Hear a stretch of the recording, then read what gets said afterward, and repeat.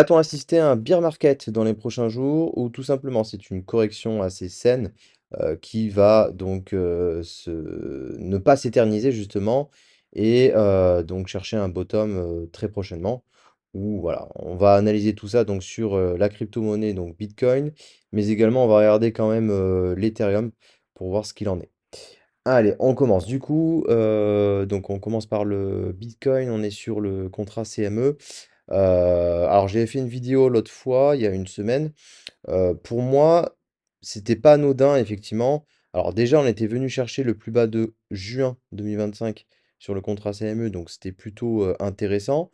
Cependant, le prix s'était arrêté avant, un déséquilibre en weekly, qui n'avait pas été comblé. Pour le moment, c'est d'ailleurs pas le cas à l'heure d'aujourd'hui, donc on est le 13 novembre. Heu, donc c'était pas anodin pour moi quand on laisse justement, des mèches comme ça, c'est pas anodin, d'autant plus qu'il y a tous les stops ici, de ces plus bas qui ont pas été chassés. Donc ça va être chassé là dans les prochaines heures ou prochains jours, mais en tout cas ça va être à court terme. Mais si on regarde bien dans le déséquilibre en weekly, donc le fair value gap weekly, pour y accéder, du coup, il faut prendre le plus bas de cette bougie. Donc c'est 97 895. Et là, pour le moment, c'est 98 155. Donc on s'en rapproche. Et théoriquement, voilà, le prix va, comment dire, va combler le fair value gap, à voir s'il va être maintenu ou justement la correction elle sera encore plus soutenue. Ça, on va voir. Mais mon hypothèse, pour moi, hein, ce serait simplement de combler donc partiellement ou même à 100% le fair value gap en weekly, donc le fair value gap haussier, hein, et après repartir du coup à la hausse. D'autant plus que alors le RSI en weekly ça va. En daily, on va voir comment il est. Non, ça va aussi. Donc on n'est pas en survendu, on n'est pas en zone de survendu. Ça peut arriver très prochainement si justement ça baisse fortement. Après, on est sur le contrat CME. On regardera tout à l'heure sur le contrat d'une plateforme. Euh, mais en tout cas, voilà, moi mon biais, c'est celui-ci. On le comble partiellement ou 100% et on repart à la hausse. On va quand même voir du coup, hop, sur le contrat, sur la plateforme Binance. Donc déjà, on avait chassé effectivement pareil, hein, le plus bas de juin 2025. Et on s'était arrêté pareil, à peu près, quasiment au même endroit. Et on n'est pas venu chercher justement ce donc fair value gap en weekly également, hein, comme sur le contrat CME. Et d'autant plus que donc voilà, il y a la confluence avec la zone de rechargement. Donc je récapitule, hein, c'est de ce mouvement-là, donc du plus bas de 2000, oui, de 2025, bien évidemment, avril 2025, sur ce plus haut, donc en octobre 2025, le 6 octobre, pour être plus précis. Hop, décalé. Donc il y a une petite confluence. Et les zones de prix, du coup, c'est à peu près pareil. Donc c'est entre 92 000 dollars et 86 000 dollars. Et la zone de rechargement, 94 254 et 85 570. Donc on est à peu près pareil. Attends, je me remets sur le weekly. Et effectivement, non, ça n'a pas encore méché. Ça va pas tarder, hein, moi je pense là dans les prochaines heures ou prochains jours, voire allez, grand max quelques semaines, mais je pense pas, ça va se faire rapidement. Euh, D'autant plus que, alors je crois que l'autre fois j'avais dit ça, effectivement. On avait vu, oui, si, je me rappelle. Dans la vidéo de la dernière fois, j'avais dit que le rebond, donc il pouvait y avoir un petit rebond et revenir dans ce fair value gap daily. Donc c'est ce qui s'est passé puisque ça a méché dedans, ça a été rejeté directement. Et maintenant, donc on s'attaque au plus bas de toutes les liquidités qui ont été ici sur les mèches. Et maintenant, bon, ben, les prochaines targets, dans tous les cas, c'est donc 98 110, puisque là, il y a ce plus bas ici. On comble à 100% du coup le fair value gap, le fair value gap en daily. Et théoriquement, s'il est cassé, forcément, ça ira dans la zone de rechargement et aller chercher donc le fair value gap en weekly. Moi, c'est mon biais. Moi, c'est mon biais. Honnêtement, le prix va baisser. Euh, Je vois mal le Bitcoin repartir direct, surtout que, bon, alors, info positive, le shutdown est terminé. Ça, c'est bien, effectivement, c'est plutôt bien. Par contre, normalement, aujourd'hui, on devait avoir les résultats du chômage, les inscriptions au chômage, mais également l'inflation, le core CPI.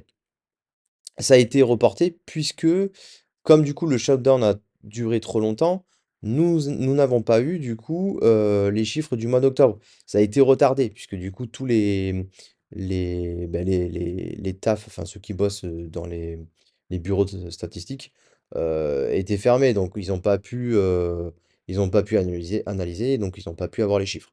Donc c'est pour ça que aussi le marché en globalité, donc crypto, et même marché boursier baisse actuellement, c'est pour ça. Mais également, il y a un risque que la Fed ne baisse pas les taux d'intérêt de 25 points en décembre. Donc on va regarder outil CME groupe et on va regarder les probabilités. Donc là actuellement les probabilités sont ah ouais, de 49%. Donc là on a moins de chances de voir la Fed baisser les taux plutôt que l'inverse. Donc là ça craint. Là, ça craint parce que ça va jouer sur la volatilité et justement en premier sur les crypto-monnaies. Ça, c'est pas bullish. On va juste regarder. Alors, hop, je crois que c'est celui-là. Alors, compare. Voilà, c'est ça. Euh, Ici, ouais, le 13 octobre, donc il y a pile un mois, on était à 95% de probabilité que la Fed baisse les taux. Après, on est passé à 69%, 62%, et là, on est à 49%. Là, c'est pas du tout bon, hein. Là, pour le coup, la baisse des taux, du coup, c'est dans un mois à peu près, un peu moins. À voir ce qui va se passer. Mais bon, après, les résultats vont arriver, je pense, la semaine prochaine. On va regarder d'ailleurs sur Forex Factory. Peut-être ils ont reporté donc les chiffres. On va mettre un filtre d'ailleurs. Hop, on va enlever tout ça. On va juste prendre. Hop là.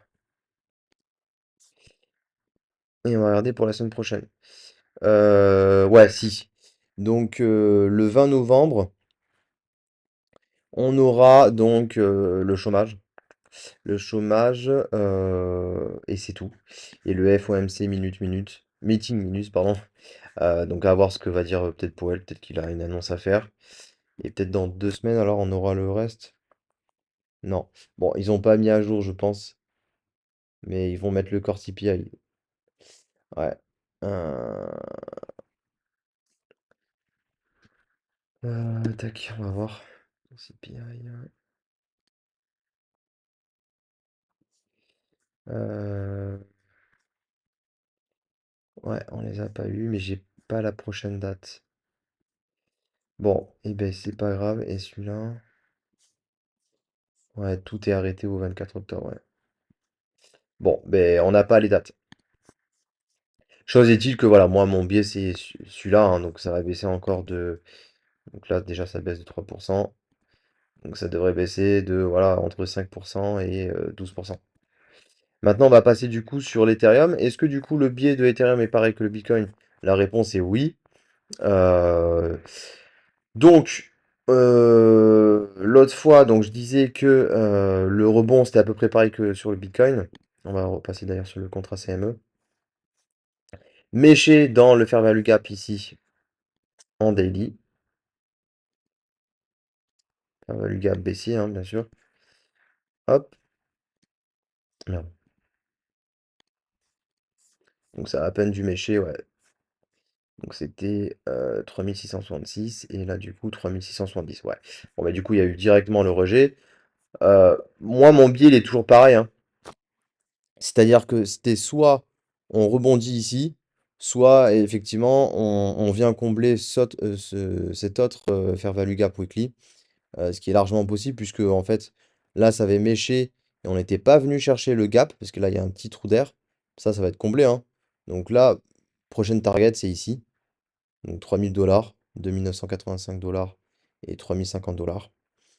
Et ensuite, bah, du coup, il y a tout ce fair value gap en weekly à combler.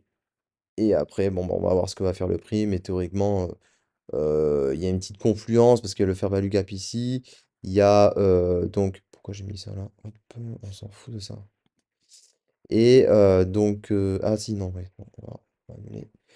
Et il y a donc la zone de rechargement entre ce plus bas et ce plus haut.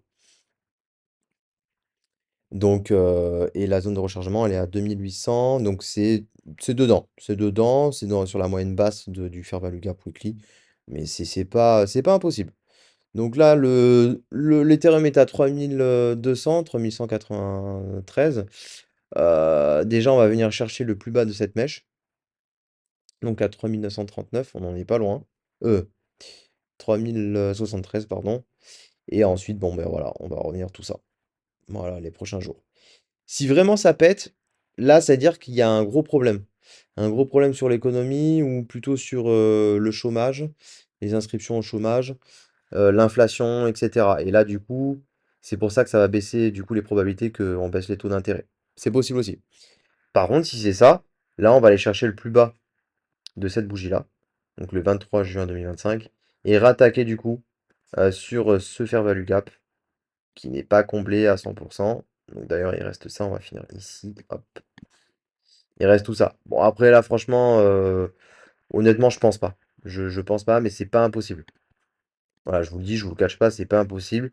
Pour moi, là, il y a plus de probabilité, on va dire 80%, que ça rebondisse dans ces niveaux-là, et 20% que ça revienne ici.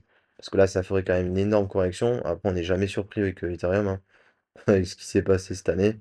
Là, ça ferait une baisse du coup de ouais, 53% jusqu'à 58%. Ouais, ce serait énorme. Ce serait énorme. Et dans ce cas-là, ça voudrait dire que le Bitcoin aura perdu peut-être revenir sur le plus bas là, 40%. Bref. Et combler à 100% le. Ouais, quand même. Ça ferait 40% de baisse. Ce serait énorme, hein, honnêtement. Bon, après, ce sera toujours des opportunités. Dans tous les cas, il faut le voir comme une opportunité. Ça va pas aller à zéro. Il n'y a pas de... y a pas d'histoire de ça va aller à zéro. Donc pas d'inquiétude. On va regarder sur Bitstamp du coup. Ouais, c'est à peu près pareil en tous les cas, hein. Donc 2900 $, 2635 $. Il n'a pas été comblé, donc voilà. Les déséquilibres, c'est très souvent, très très souvent comblé, partiellement ou à 100%, mais en tout cas, c'est comblé. Le plus souvent d'ailleurs, le plus récurrent, c'est quand on revient visiter la moitié du fair value gap. Donc là, la moitié, ce serait 2780 $. C'est pas impossible. Des fois, c'est vrai que ça peut arriver. Ça peut arriver. Voilà. Et ensuite, si on doit regarder l'indice sur les altcoins, donc les Others, bon, déjà, on va pas revenir sur le plus bas de cette mèche. Je pense que c'est impossible. Pour moi, la zone de support, elle est ici, en fait, elle est énorme. On bataille, en fait, entre 231 milliards et à peu près, ouais, 152 milliards. Mais honnêtement, je pense pas qu'on va revisiter cette mèche. Par contre, celle-ci, 215, ouais, c'est possible. Après, dans tous les cas, je suis pas sûr qu'il y ait du fair value gap. Non, il n'y a pas de fair value gap. Bon, peut-être que du coup, les altcoins vont baisser encore de 9-10%, voire à peu près là, 17%, la moitié de cette mèche. Tiens, on va regarder la moitié de la mèche, du coup, ça donne quoi? La moitié, ce serait ici, 203 milliards. Ouais. Et après repartir à la hausse. Dans tous les cas, on est quand même bientôt sur un bottom, hein. Le bottom, il se dessine. Là, on essaye juste de faire sortir les mains faibles. Pourquoi d'ailleurs le bottom est pas loin? Donc ça rejoint tout ce que je viens de dire. Parce que la fin du QT, du coup, elle arrive au 1er décembre. Donc il y a plus, on va dire, le retrait de liquidités sur les marchés. Et ce qui est important, les liquidités sur le marché.